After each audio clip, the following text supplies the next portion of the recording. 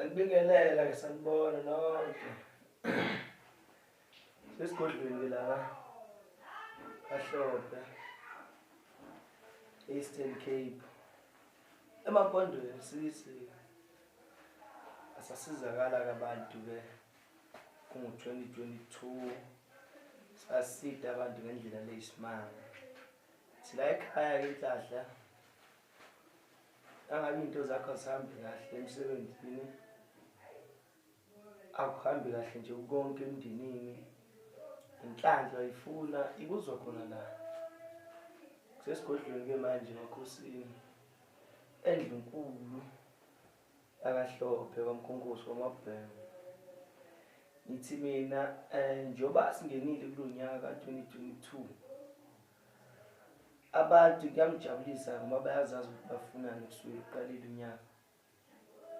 Njoba ungakhonile ukunqoba unyaka 2021, now it's your time unqobe. Na ungahambi kahle into zakho, sondela phela kumakhosi osiyazi bazokujengela izinto. Lana ke zisekhona le ngabo zakhona ke abafuna ukubusa ke ezikhundleni kubafuna Inhlanhla yonke into ihamba ngendlela.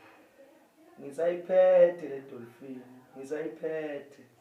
Sikhulume ngethina ke ngento lengekho. Now hlengethe le dolphin. Sikhuluma ngayo le nto lena.